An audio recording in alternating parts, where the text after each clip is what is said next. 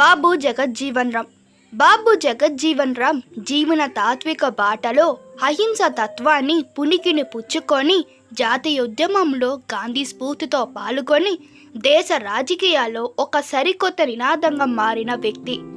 Britishers 1935 భారత ప్రభుత్వ చట్టాన్ని తీసుకువస్తున్న సందర్భంలోనే ఆల్ ఇండియా అణగారిన వర్గాల సమైక్యను ఏర్పాటు చేసి దళిత బహుజన వర్గాలను జాతీయ స్థాయిలో ఐక్యపరిచే కార్యాచరణకై ఉద్యమించాడు.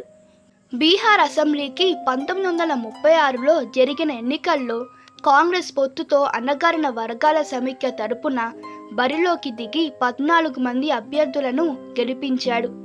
జాతీయ దృక్పథంతో పనిచేస్తూనే దళిత బహుజనోద్ధరణకు పూనుకున్న ప్రజావంతుడు జగజ్జీవన్ రామ్. మానవ సమాజ మార్పులకు దోహదపడే రాజ్యాంగ మార్గ పద్ధతుల పట్ల బలమైన నమ్మకంతో పనిచేశాడు. రాజ్యాంగ రచనకై ఏర్పాటైన రాజ్యాంగ సభ సభ్యునిగా బీహార్ నుంచి ప్రాతినిధ్యం వహించాడు. 1946లో కేంద్రంలో ఏర్పడ్డ తాత్కాలిక ప్రభుత్వంలో కేంద్ర కార్మిక మంత్రిగా పనిచేశాడు. 1947లో ఏర్పడ్డ ప్రభుత్వంలో కూడా మరోమారు ఇదే శాఖకు మంత్రి అయ్యాడు. కార్మికులపై జాతీయ కమిషన్ ఏర్పాటు చేసి జస్టిస్ గజేంద్ర గట్కర్ వంటి ఉద్దండ న్యాయమూర్తిని అధ్యక్షుడిగా నియమించాడు. ఈ కమిటీ నివేదికల ఆధారంగా కార్మిక ప్రజా ప్రయోజనాల కోసం కనీస వేతనాల చట్టం, పారిశ్రామిక వివాదాల చట్టం, ఇండియన్ ట్రైడ్ సవరణ చట్టం, బోనస్ చెల్లింపుల చట్టం వంటి వివిధ కార్మిక ప్రజా ప్రయోగ చట్టాలను రూపొందించాడు. అలాగే ఎంప్లాయీ స్టేట్ ఇన్సూరెన్స్ ఫండ్ వంటి చట్టాల ద్వారా సామాజిక భద్రతకు పునాదులు వేశాడు. ఫ్యాక్టరీస్ చట్టం ద్వారా మహిళలు, బాలలు ప్రమాదకర పరిసరాల్లో పనిచేయడానికి నిషేధించాడు. కార్మికుల పని గంటలు నిరాదరించాడు.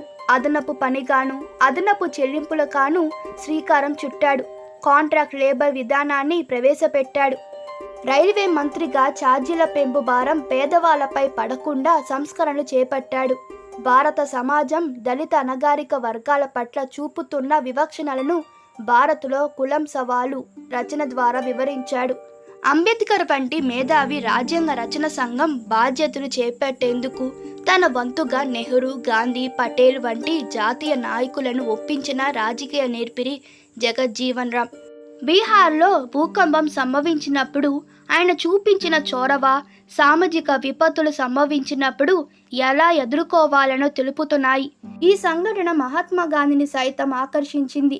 దేశంలో ఆహార సంక్షోభం సంభవించినప్పుడు హరిత విప్లవానికి నాంది పలికి ఆహార ఉత్పత్తిని పెంచి దేశాన్ని సంక్షోభం నుంచి ముందుకు నడిపాడు. ప్రజా పంపిణీ వ్యవస్థను ప్రవేశపెట్టి నిరుపేదల ఆకలి తీర్చేందుకు పూనుకున్న ధార్మికుడు. దేశ రక్షణ శాఖ మంత్రిగా ఆయన కార్యసాధన ఎప్పటికీ ఆదర్శనీయమే. పాకిస్తాన్తో యుద్ధం జరుగుతున్నప్పుడు సియాచిన్ పర్వత శ్రేణుల్లో సైనికులతో కలిసి తిరిగాడు. యుద్ధం పాక్ భూభాగంలో మాత్రమే జరగాలి, భారత్ భూభాగంలో కాదని ఉద్బోధించి భారత సైన్యాన్ని ఉచ్చారపరుస్తూ సైనికుల్లో సైనికుడిలా మెలిగిన రక్షణ మంత్రిగా చరిత్రలో నిలిచిపోయాడు. భారత సైన్యం విజయం సాధించిన మొదటి యుద్ధం దళితుడైన జగజ్జీవన్ రామ్ నాయకత్వ జరిగినది కావడం ఒక చారిత్రక విషయం. భారత పార్లమెంట్లో 4 దశాబ్దాల పాటు పార్లమెంటరియన్గా మెలిగిన అజాత శత్రువు బాబు జగజ్జీవన్ రామ్. దేశ ప్రజల చేత బాబూజీ అన్న పిలుపు పొందిన గౌరవం 2 వ్యక్తులకు మాత్రమే దక్కింది. ఒకరు మహాత్మా గాంధీ కాక మరొకరు బాబు జగజ్జీవన్ రామ్. గొప్ప దేశభక్తుడు, ధార్మికుడు, మహనీయమూర్తి జగజ్జీవన్ రామ్. ఈ వీడియో మీకు నచ్చినట్లయితే మీ అభిప్రాయాలు కామెంట్లో తెలపండి. మరిన్ని వీడియోస్ కోసం మా ఛానల్ని సబ్స్క్రైబ్ చేయండి. Thank you.